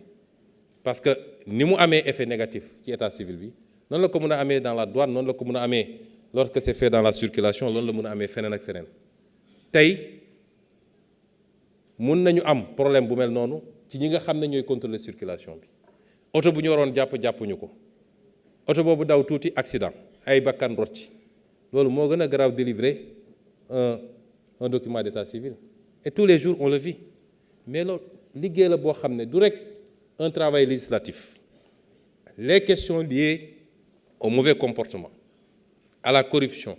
et à tout ce qui va avec du rek ngay jël ay textes de loi c'est un vaste mouvement qu'il faut qui commence par l'éducation de base société bi daf cee am wàll parce que nag suñuy mag ak suñuy maam am na lu ñu ragaloon ba alalu jàmbur dañ naan ba ko fa alalu mbooloo bu ko laal loolu amoon na suñuy réew mais qu'est-ce qui s'est passé ba tey ñu nekk ci frénésie bi ba tout le monde pense que je dois avoir tout de suite et maintenant nommé ma bu ñu la nommé c'est la bamboula loolu c'est pas seulement avec des lois et des règlements qu'on va régler ça il y a un aspect éducatif société bi war na cee wax parents yi war nañoo yar les religieux war nañ cee wax dans leur sermon ak yeneen ensuite loi doog a ñëw mais loi bu ñëwee il faut l'appliquer dans toute sa rigueur parce que réew mi maslaha bu ëpp bi nag moo yàq lépp boo defee ñu ne dafa soxar mais lu ñëpp moom nga jël ko bi nga koy jël sa moroom a ngi toog à côté takk biiram ne man du ma jël sama digganteeg sama borom et parce que it bëgg ma yóbbu sama kër lu daganut yow nga jël ko parce que bëgg nga lu yomb ak lu nooy ba nga koy noos moom mi ngi ci jafe-jafeem peut-être fayul loyam peut-être am na ordonnance yu mu fayul ñu dem ba jàpp la gars yi naan nañ ko yërëm père de famille la xam nga réew mi mais tant que ñu ngi def noonu du sotti gis nga loi yi ñu am fii sur la lutte pour la lutte contre les mauvaises pratiques moo am fépp ci àdduna fépp la différence mooy l'application mais moo am fépp ci àdduna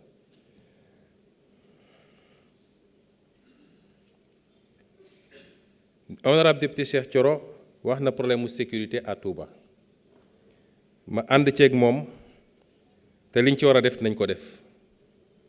parce que nag cim réew responsabilité état mooy képp kuy sénégalais ñu assurer la sécurité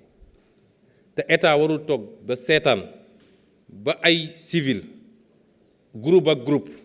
ku nekk yenu sa jaasi wala sa bant ne damay fayul sam bopp parce que dóor nañ ma parce que gaañ nañ ma loolu liñ ci war a def nañ ko def parce que loolu ci kaaraange général la bokk ñi ci war a seeti nañ leen seeti ñi ci war a waxtaanal nañ ci waxtaan waaye it nañu fexe ba loolu ñu xoolee ko neneen ba citoyen du mun a dal ci kaw citoyen bu nit defee lu mu warul def police a ngi fi gendarmerie ngi fi justice nga fi te sénégalais yépp la yemale.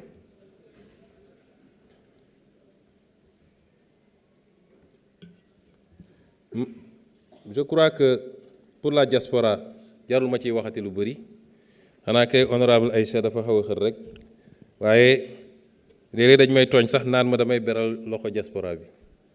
lépp lu ñu mën a def pour que suñu mbokk yi nga xam ne sori nañu réew mi te léeg-léeg contrairement à ce que les gens pensent dund bi neexul noonu wala yombul noonu lépp lu ñu mën a def pour que ñu sentir ni seen état mi ngi seen wet dinañ ko def moo xam foofu ñu nekk ci diaspora bi moo xam ci yombalal leen dellusi bi ci réew mi. moo tax am na ci programme ministère de l'agriculture benn boo xam ne ci coopérative agricole communautaire pour la diaspora la bokk. ñi nga xam ne moo xam ci mbay mi wala ci càmm gi dañoo bëgg a dellu si pour liggéey seen réew. université itam dama wax noonu rek dama lim nii rek, mais université Bambey mu ngi ci programme bi et en bonne place même. am na programme boo xam ne pour les infrastructures de l'université de Bambey la première phase bi 5 mois, deuxième phase 10 mois te lépp mi ngi ci programme d'urgence du gouvernement. Maintenant wax nañ ni université yi dafa taxaw oui lu université rek moo taxaw. am na ñu ne sax entreprise BTP yi liggéeyatuñu parce que dañu bloqué les lotissements. gis nga réew ñun bañuñu kenn liggéey, mais liggéey bi na tegu ci yoon. boo jëlee lu mel ni université yi biñ ñëwee fekk programme université yi ñu xayma ko dañ cee gis loo xam ne dafa jéggi dayoo ci li ñuy tuddee surfacturation dafa jéggi dayoo te moom professeur Sall wax na ni pour la redevabilité et surtout pour mun a assurer un bon exercice du contrôle de l'action publique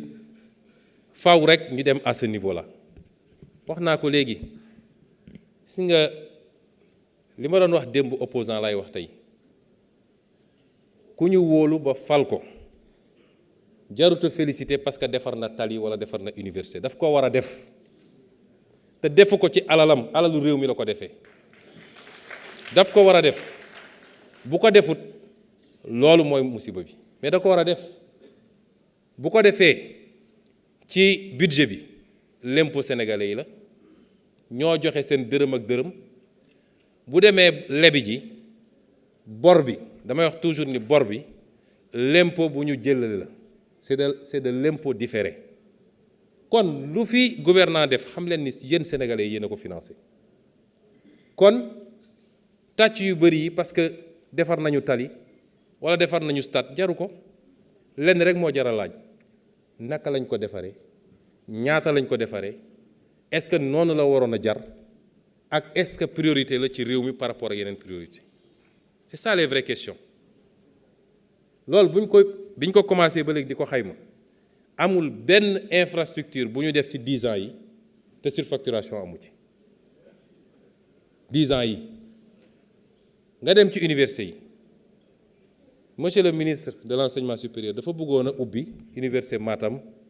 ak université Sénégal oriental ren mu def programme bi ñëw bi mu ñëwee ma ne ko monsieur le ministre doo ko ubbi pour ñaar. d'abord université yi pareegul bu ñu dem ci pression yi ñuy def ba ñu def loo xam ne li muy andi ci problème moo ëpp solution yi. parce que boo ubbee université bu pareegul xale yi nga fay yóbbu bés bu ne dinañ génn ne ndox amul courant amul amuñu fu ñu dëkk lekkuñu foo xam ne les campus sociaux sax pareegul te ku xam Sénégal oriental xam Matam xam ni les capacités l'offre de logement est très réduite. donc nga nar faa yóbbu ay je crois qu'il voulait démarrer avec 500 su ma juumul mais problème la doon jur. ma ne ko pression bi nu mu métti prenons le temps de continuer muy premier problème bi. ñaareelu problème bi mooy surfacturation yi wax naa ko waxaat ko boo demee ci université ñu ne lañ koy defaral ñu ne benn logement bu enseignant sur 148 mètres carrés R+1 ñu mun koo facturer à plus de 1 milliard problème am na loolu problème am na. kon ñaari facteurs yooyu moo tax ma ne leen à commencer par Ziguinchor Matam ak Sénégal oriental ak yeneen yi te noonu la amee ci hôpitaux yi. hôpitaux yi président de la République moi j'ai travaillé sur les universités mais président de la République ci boppam moo liggéey ci hôpitaux yi biñ ci paree dafa jël note ne on suspend tous les marchés on va en annuler certains lu naroon jar benn nga jaay ko fukk loolu moo fi amoon ci réew mi est-ce que ñun dañoo war a ñëw rek bàyyi loolu continuer mais alalu réew mi nee naa leen dërëm bu ne il faut ñu xam fu mu dugg parce que loolu la ñu Sénégalais yi sas te réew mu la ko gën a def moo la ëpp résultat réew mu la ko gën a def moo la ëpp résultat ma wax ko fii parce que dama bëgg a décharger le ministre ba bu étudiants yi di wax wala bu syndicat yi di wax ñu xam ni nii la mbir yi demee foncier bi ñuy tudd mais liñ fi fekk mënuñu ko woon bàyyi mu dem nit ñi dañoo bëgg ñu bàyyi leen ñu tabax aéroport bi ñu ko pàccoo benn nit rek mun a am plus de 100 parcelles te am na ci ñu nekk fii ci assemblée bi loolu du yoon la ñu jaay mais ay hectares léegi parce que rek il faut que le secteur du BTP marche ñun dañoo war a ñëw rek gëmm ci loolu ñi ngi continuer def liggéey bi def nañu fii ci littoral bi am na loo xam ne dañ koy arrêté am na loo xam ne dañ koy toj am na loo xam ne dinañ ko bàyyi mais waxoon naa sama conseiller ci wàllu fiscalité liggéey nañu ci benn projet de loi ba nga xam ne liñ fiy bàyyit dinañ ko tegal ay taxes yoo xam ne parce que lu ñëpp bokk boo ci buggee bénéficier plus que tout le monde il faut nga fay loolu du gàtt ci keesu état bi ñu mën a créer peut-être benn organisme boo xam ne uniquement c'est pour la gestion du littoral désormais petite côte comme grande côte ba nga xam ne lii fi amoon dootu fi am lii moo am ci foncier bi dans la zone de l'aéroport am na lotissement yoo xam ne bañ ci pare dañ leen ne yii dañ koy annuler muy ay éogène ak une partie du hangar ak dañ koy annuler parce que jaarul yoon am na yoo xam ne lenn arrêté nañ ko te dinañ ko nangu ci loxo yi mu ne parce que moomuñu ko am na loo xam ne wax nañ leen gis ngeen communiqué bi ñu génn temps yële ñoom ñëpp nañu dem direction générale d'Escos ñu dem foofu daa di bindu andi seen titre wax naka la ñu amee terrain bi kan moo leen ko jaay wala kan moo leen ko jox te yi ma wax nii yëpp nag dafa ànd ak responsabilité dina am yoo xam ne fii la ñëw assemblée parce que yëpp bu amee dafa am ay complicité muy donneur d'ordre yi ci wàllu politique muy exécutant yi impôt et domaine cadastre feneen ak feneen du ñëpp de mais dafa am ay complicité ndax bu CCOD di réunir ba di réunir pour autoriser ñu jaay loo xam ne loi dafa ne balaa nga koy jaay il faut mu ñëw assemblée nationale ñu autoriser ko patrimoine bâti ñëpp xam nañ ni loi dafa ne il faut assemblée nationale autoriser pour nga jaay ko ñëpp xam nañ ko tey seen président assemblée nationale bi kër gi mu war a dëkk est-ce que xam ngeen ni jaay nañ ko à 300 millions kër goo xam ne plus de 4000 mètres carrés fii ci Fann nga mun koo joxe à 300 millions ci kër goo xam ne patrimoine bâti la du terrain nu lii moo fi xewoon ceux qui parlent de problème avec la vérité kon ñun ñoo gën a yàkkamti économie bi dox mais li ñu war a def ba assainir d'abord dinañ ko def parce que lu ko mooy rek li muy yàq ci réew mi moo ëpp li muy defar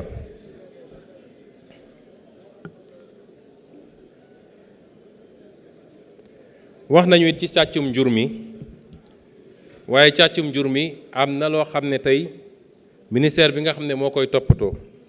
ak le PNJS ñu ngi koy démarrer am na lu ñuy expérimenter loo xam ne jàpp naa ni war na am résultat ci càccum njur gi waaye am na leneen loo xam ne loolu nag day dépendre ci li ñuy liggéey ak les ministres concernés ministre des forces armées ministre de l'intérieur peut-être même envisager carrément dem ba am ay brigades yoo xam ne dañ leen spécialisé ci lépp lu jëm ci càccum njur les questions politiques mon ex-collègue qui a eu la chance de ne pas avoir été radié Birima Mangara wax na ci li jëm ci bulletin unique bëgguma dugg ci détails yi parce que mbirum élection toujours lu ñuy diisoo la moo tax ma ne je ne vais pas trop développer waaye su ma nee les règles d'organisation des élections loolu yëpp ci la bokk. barki dem bi ma demee Gambie dama fekk benn système électoral boo xam ne defe naa foofu rek la am ci àdduna te apparemment système bu fiable la te xaalis doo ko yàq mooy EGAT bul yi nga xam ne moom lañ doon EGAT ñoom EGAT la ñu yor seeni kees bu nekk day am photo candidat bi boo ñëwee dugal EGAT bi mu sone ñu xam ne dugal nga benn nga dem sa yoon. Donc on va expérimenter beaucoup de schémas mais bulletin unique bi waxoon nañ ko fii ci Sénégal ba jàpp naa ni acteurs yu bëri d'accord nañ ci société civile beeg opposition beeg yëpp, mais c'est toujours le pouvoir qui est bloqué ak yeneen yi nga xam ne ci la ndax wax naa lu jëm ci statut de chef de l'opposition wax naa ci lu jëm ci nu mu tuddati le financement des partis politiques ak yeneen yoo xam ne lu ñu war a discuter la waaye li jëm ci institution yi je crois que honorable Tafsir Thiaw moo ko posé Tafsir Thioye je n'ai pas évité ces questions li ma bëgg a wax ci réforme des institutions mooy lu ñuy déposer la ci table de l'Assemblée nationale le moment venu te gëm naa ni soreetul lépp loo xam ne engagement la quand le président Diomaye dans son programme avait parlé de vice-présidence il était évident que même suñ koy def mënul nekk ci mandat bi parce que le vice-président doit être élu à ticket avec le président donc prochaine élection présidentielle rek éventuellement la mën a am est-ce que l'idée est pertinente est-ce qu'elle est bonne chacun d'entre nous mën na ci am son avis. Pour le renforcement des attributions du Premier ministre mun naa la assurer ni lañ ca war a def nañ ko def et vous aurez quelque chose sur la table de l'Assemblée nationale Inch'Allah bientôt. Et sur toutes les autres questions liées aux institutions ñun amuñu ci problème ñëw assemblée tous les mois. Il y a la Constitution qui dit simplement que l'Assemblée nationale peut entendre à tout moment le Premier ministre et les ministres. Il y a la loi organique bi organisée Assemblée nationale bu ñëw ne man damaa bëgg Premier ministre ñëw tous les mois. Ça c'est la loi organique.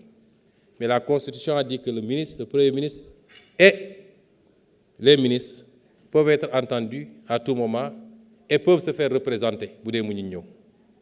Donc à chaque fois que l'Assemblée nationale aura besoin de parler au gouvernement, le gouvernement sera devant vous pour vous parler. À chaque fois. Il suffit d'en formuler la demande.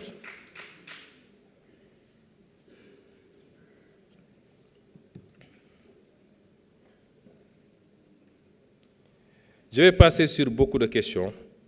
Je signalerai simplement à l'honorable Cheikh Bara Ndiaye que le FONGIP ne finance pas des étrangers, il ne finance que des Sénégalais.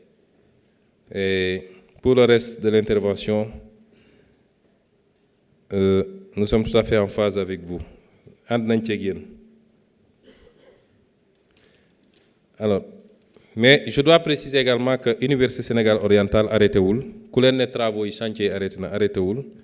ñu ngi continuer. Le taux d'avancement est à 13,52%, c'est-à-dire inférieur à 15%, et c'est pourquoi je ne voulais pas que ñu ubbi ko. Alors la remise des crets est prévue pour octobre 2026 et nous allons donner tous les moyens pour que mu mun a ubbi en ce moment dans les meilleures conditions. Nous comprenons les contraintes. Il y a des contraintes parce que tey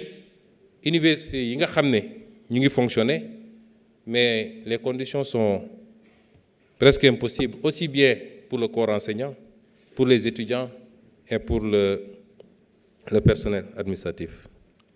Pour les accords de partenariat économique, l'honorable Guy Marius Sagna a soulevé, je crois que cette affaire est derrière nous, puisque ça avait été paraphé en 2014 par les pays de la CEDEAO, mais nag kenn mësu koo ratifié. En tout cas, États membres yi je ne sais pas ndax am nañu ko ratifié mais warul bëri. On nous parlait peut-être de la Côte d'Ivoire et du Ghana, mais Nigeria avait dit non. Le Sénégal n'a pas ratifié, entre autres. Et je peux dire, parce que la condition, c'est que ça devait être ratifié par tous les États. Mais le Sénégal, tant que ñun la fi yàlla bàyyi du ñu ratifier API parce que API mbirum noggatu la munoo nekk l'une des dernières économies du monde di signer accord de libre-échange sans régime préférentiel avec l'une des premières zones du monde. Doo am industrie, doo am agriculture, doo am artisanat, sa benn filière mënul résister. C'est pas possible.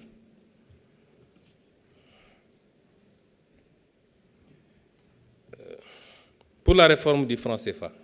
qui a été posée. Vous savez, souvent on pose le débat du CFA avec beaucoup de passion. Nous, notre position dafa yàgg claire, on est logique avec nous-mêmes.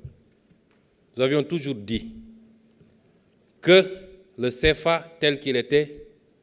ne correspondait pas aux besoins réels de notre pays. L'outil monétaire, ak li mu war a jëriñ, mënu koo jëriñ avec le CFA tel qu'il est. Je ne vais pas entrer dans des développements techniques,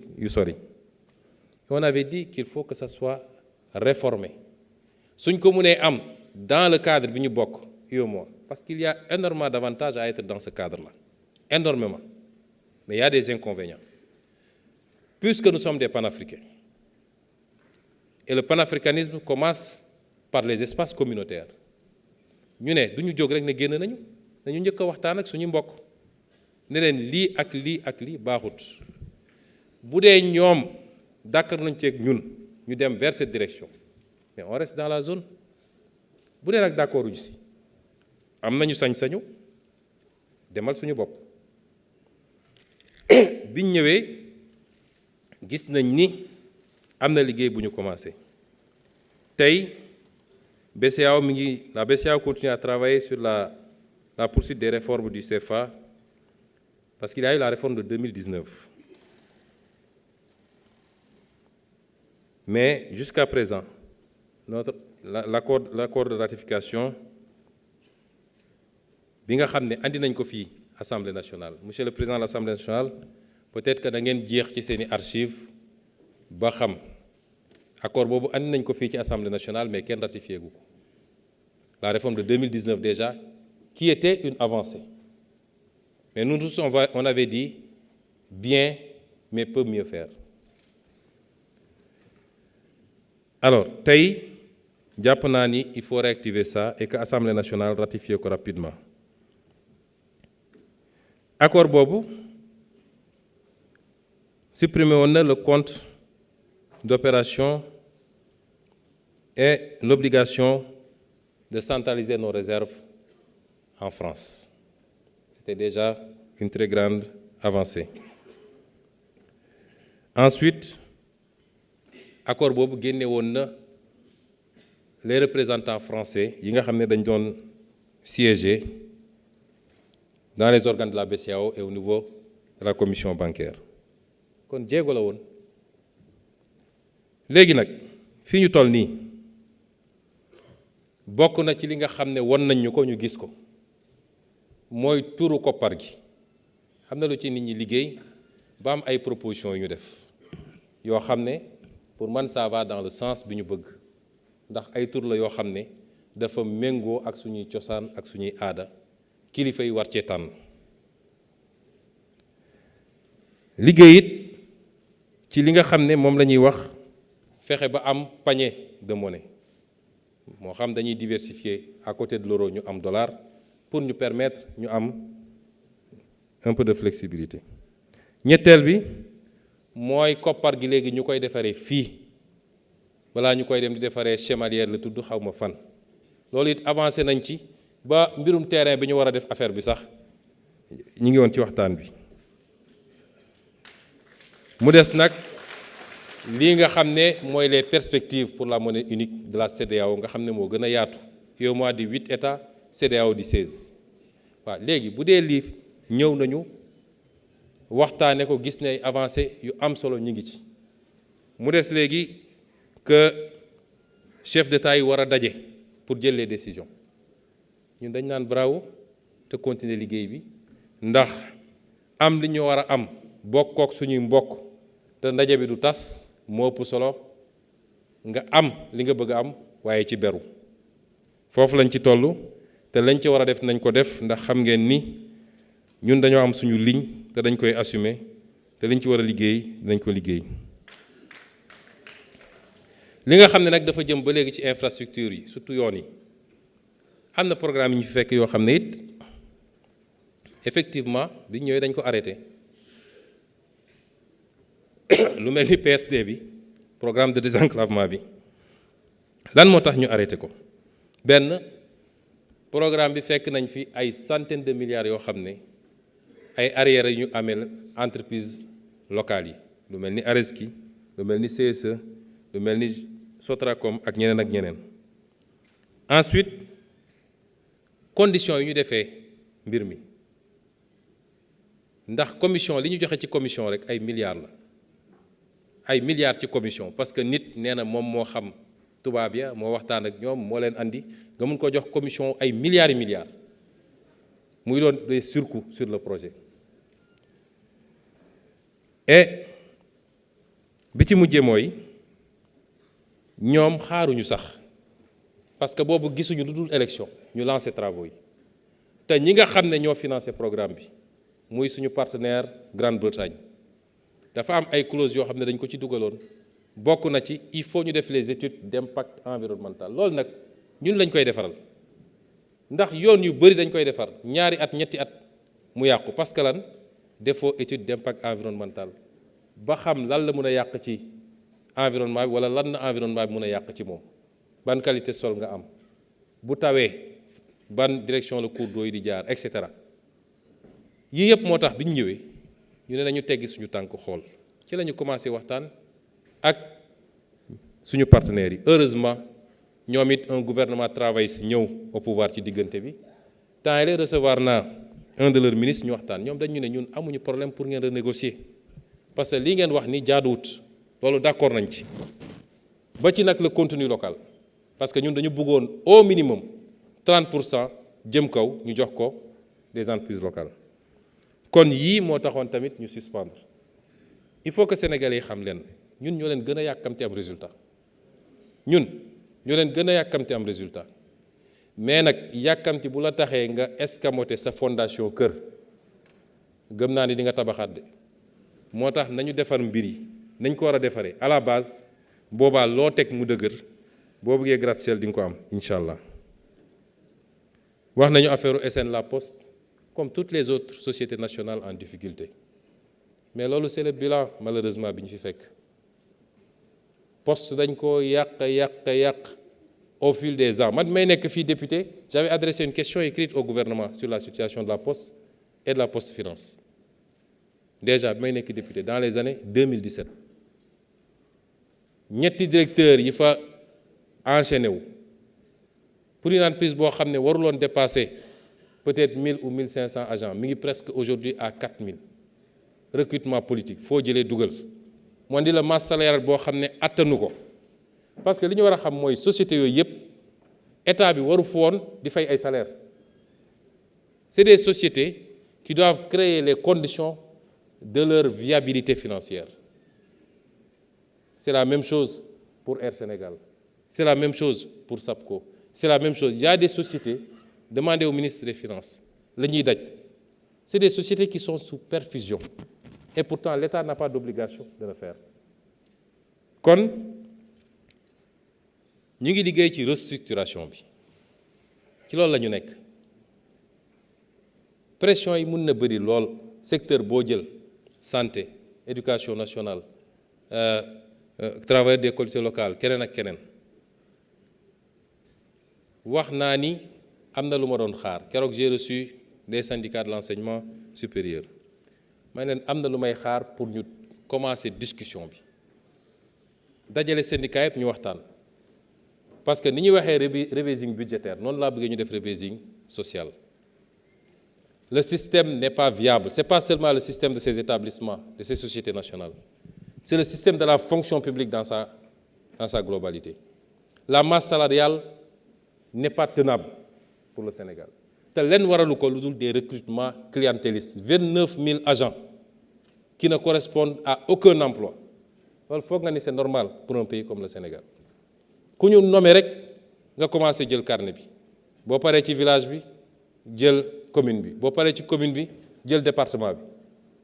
ça ne peut pas marcher comme ça et on donne aux gens des droits ay CDI et l'autre jour le ministre de la fonction publique me disait que dans le droit de la fonction publique ay CDI ak ñoom seen ça n'existe pas il n'y a pas de base légale pour ce genre de contrat mais on a surchargé l'État ne peut pas vivre comme ça. L'autre élément,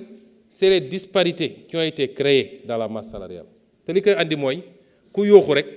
ci gën a mën a yooxu ci moment bi rek nga beroog moom signé dara ñeneen ñi dégg ko ñoom it yooxu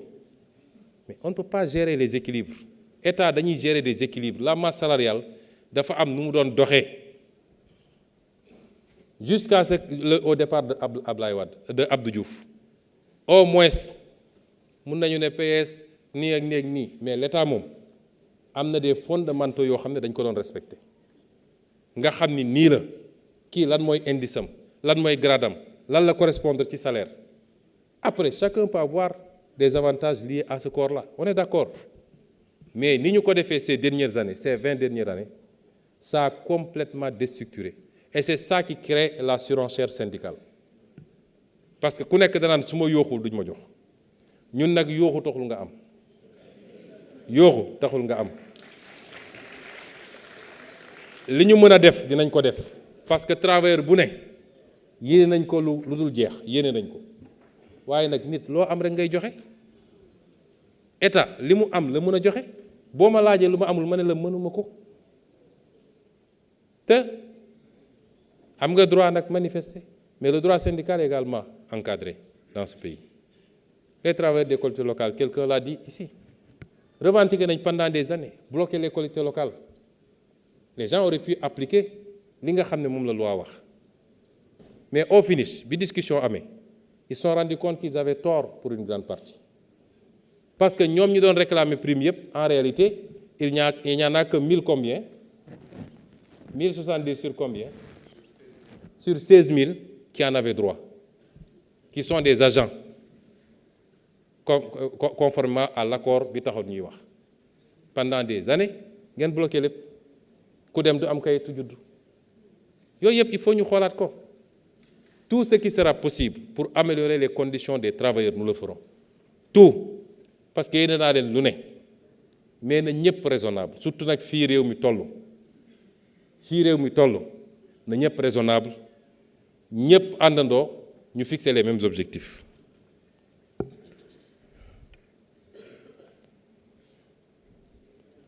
Maintenant, pour la question du logement, les loyers. Vous savez, le loyer est consubstantiel, le problème du loyer est consubstantiel à la question de l'accès au logement. Qui peut accéder au logement, moi, louer. Maintenant, c'est exacerbé par un phénomène, moi, quand tout le monde prend la même direction, parce qu'il faut venir à Dakar.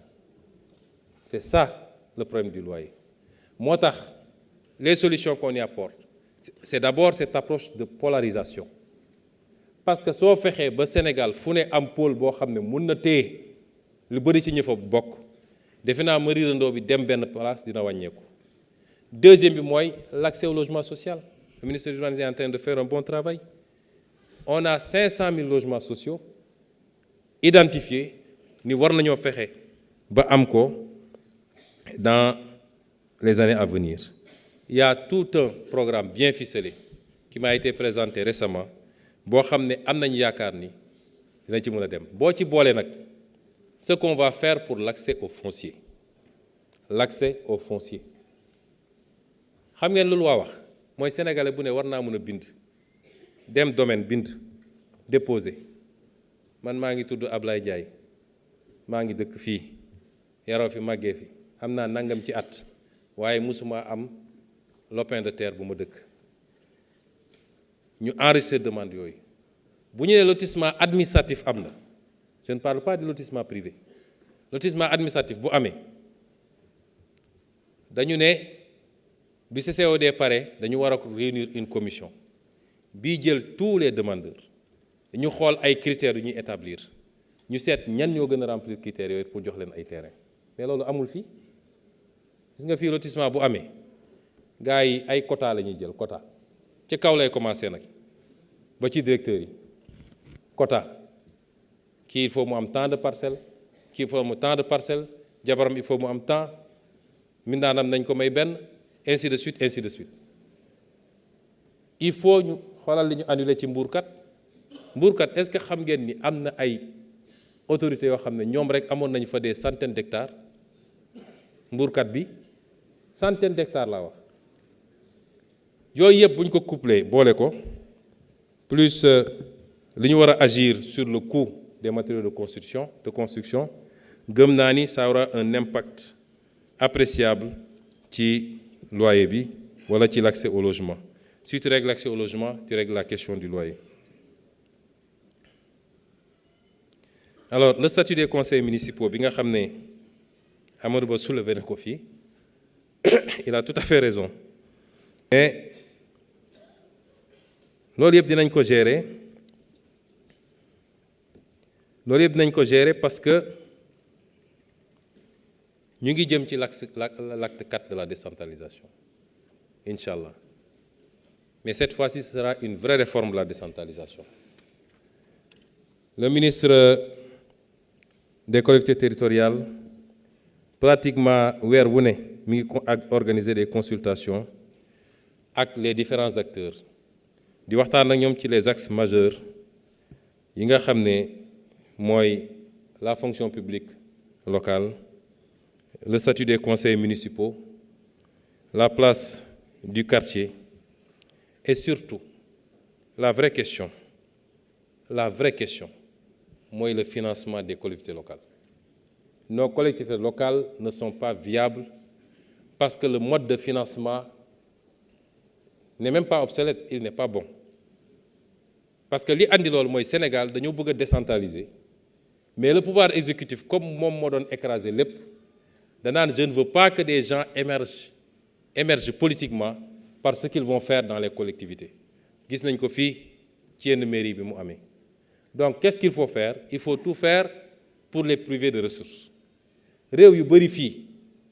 defe naa Mali mi ngi à 12% de transfert. Maroc dépassé na 20%. Ñun mënaguñu egg 5% de transfert. Donc il faut une véritable politique de financement des collectivités locales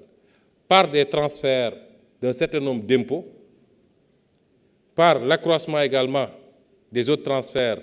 fonds d'équipement, fonds de concours, etc., mais aussi leur permettre de manière beaucoup plus fluide de pouvoir recourir même au marché pour réaliser un certain nombre de choses. On va aller vers un acte 4 qui prendra en compte toutes les préoccupations que vous avez soulevées.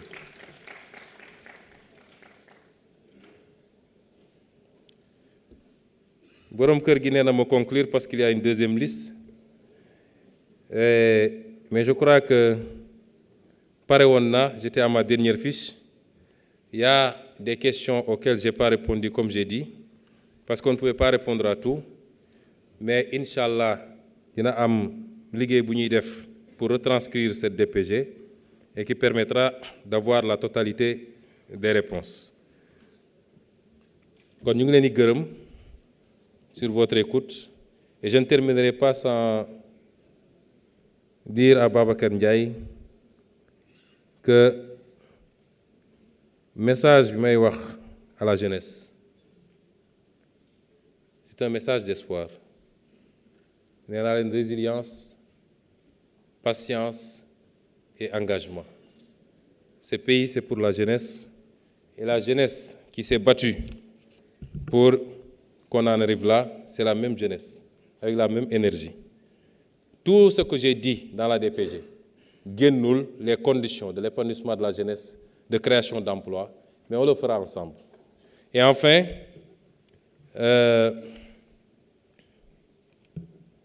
réitérer que nous sommes ouverts à ces débats-là. Moi, je n'ai jamais fui le débat à l'Assemblée nationale. Je conclurai par là où j'ai démarré. J'aurais aimé trouver...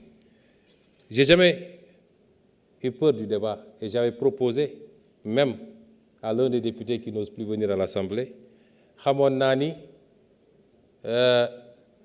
tànkam ak jaan gi duñu daje fii ci Assemblée nationale. Mais je réitère toute notre disponibilité, autant que vous le voudrez, à ce qu'on débatte, mais débattons utile, débattons sur des bases solides et sérieuses, parce que le pays a besoin de ça. Je vous remercie.